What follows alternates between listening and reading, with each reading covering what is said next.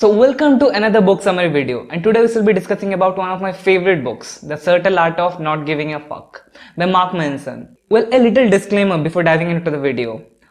Mark Manson has himself made a book summary of the book in his own YouTube channel. You should definitely check it out. Well, it's from the official author, so it's gonna be a good one. So I recommend to watch that too. So without any further ado, let's dive into it. When people hear the word not giving a fuck, they usually think it means not caring about anyone and being insensitive to each and everyone. Well, that is gonna only make you rude, unpleasant, and people will not interact with you. And in this book, Mark talks about a different meaning. He's not talking about not caring about stuff. So without any further ado, let's dive right into the book and discuss the 5 top lessons that I learned from the book. Lesson number 1, the backwards law. Most people think that life should be like a fairy tale. Everything goes well and they're happily ever after, and that's what is the cause of our misery and suffering. And Marx calls it the backwards law. And he quotes it like this: the desire for more positive experience is in itself a negative experience, and the acceptance of one's negative experience is in itself a positive experience. Think about it. Have you ever sat down and thought about all the problems that you're facing in life? Maybe if I get this person, then I'll be happy. Well, you're just chasing happiness, and the chase never ends.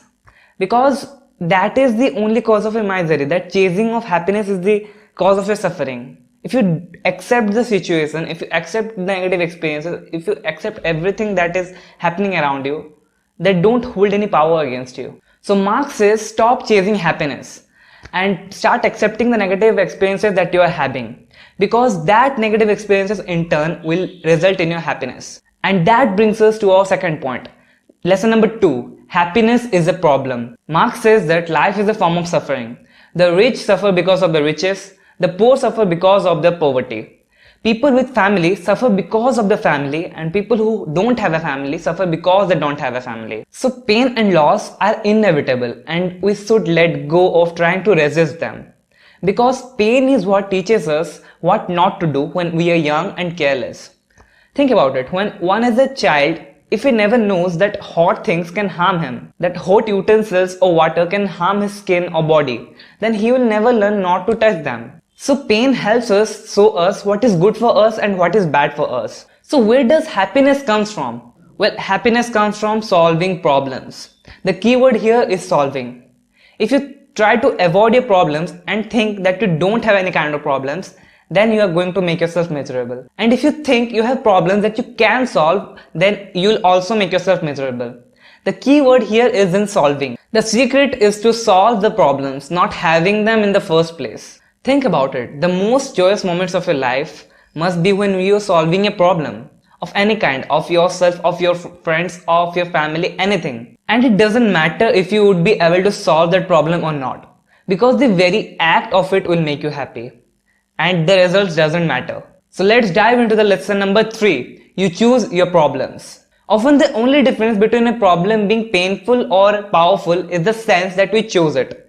Is the sense that we are responsible for it. When we feel that we are choosing our problems, then we feel empowered, we feel powerful. And if we think that our problems are being forced upon us, then we will feel really miserable. Think about it. When someone forces you to study hard to get good grades, then you hate it. You just feel miserable. But when you study hard to get good grades, you enjoy the process. You just love it. Well, the thing didn't get easier. Getting good grades didn't get easier. The thing that made it easier was the sense that you chose it. You chose this path for yourself. So this simple realization that we individually are responsible for each and everything that we do and happens to us, no matter the external circumstances. This simple realization will lead to all personal improvement and growth for you. Now you must be wondering, how can we take responsibility for something that we haven't done and that happens with us? And that brings us to the 4th lesson, the responsibility fault fallacy. We know what Spider-Man said, right? With great powers comes great responsibilities. But the vice versa is also true. With great responsibilities comes great powers. The more we choose to accept responsibility in our lives, the more power we'll exercise over our lives. A lot of people hesitate to take responsibility of everything because they think that taking responsibility means being at fault for that problem. Responsibility and fault often appear together in our culture. Remember, Fault is past tense and responsibility is future tense. Fault comes from all the things that you have done in the past, and responsibilities comes from all the things that you are doing right now and for a better future. We all love to take responsibility for our happiness and success because that makes us feel good. But we fail to take responsibility of our failures and problems. And that's what we should do. That is where the learning comes from. When we keep blaming others for our mistakes, we simply hurt ourselves, not them. Think about it. You are going in a car and someone overtakes you with a lot of speed and that startles you. So what do you do in that kind of situation? You just get angry and chase after that person and think that I'm gonna take revenge on this person because he overtook me. Well, we are not responsible for the event that took place, but we are responsible for our emotions, for what we feel. We could have just reframed it and said that he might be in an urgency, and that may have stopped us from making ourselves angry and hurting ourselves in the process. So we are not always responsible for all the events that happens with us, but we are always responsible for how we respond to them. Having the emotional intelligence is what we are responsible for. So now let us come to the lesson number 5. You are wrong about everything and so am I. What I am talking about in this video might be wrong. Yes, it might be wrong. What you are thinking right now to do or what you are believing in right now, that also might be wrong.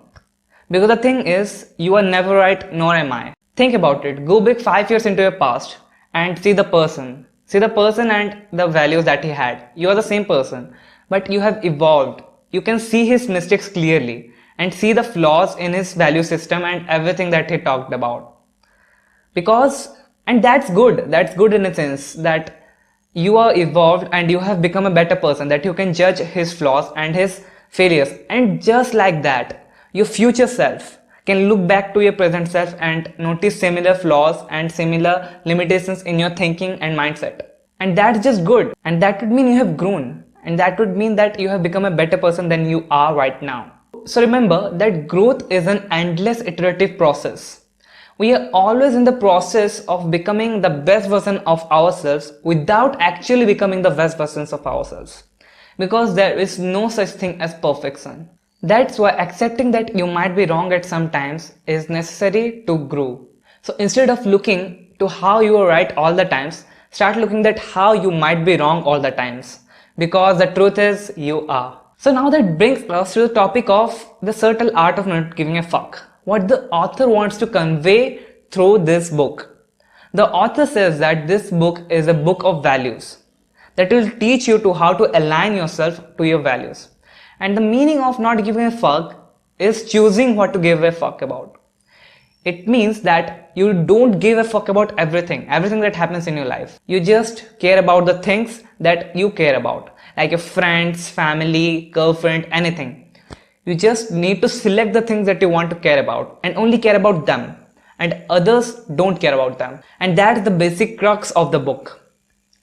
And this book has so many other lessons to learn from. And sorry I couldn't include them all, but it would be better if you read this book, because the truth is, book summaries are never a replacement of the real books. It just tells you what inside the book, so you can judge if you want to read that book or not. If that book excites you, you go and read that. And that being said, thank you for watching this video to the end.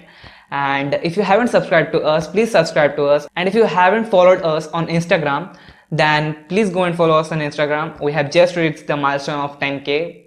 So thank you and have a nice day and see you in another video.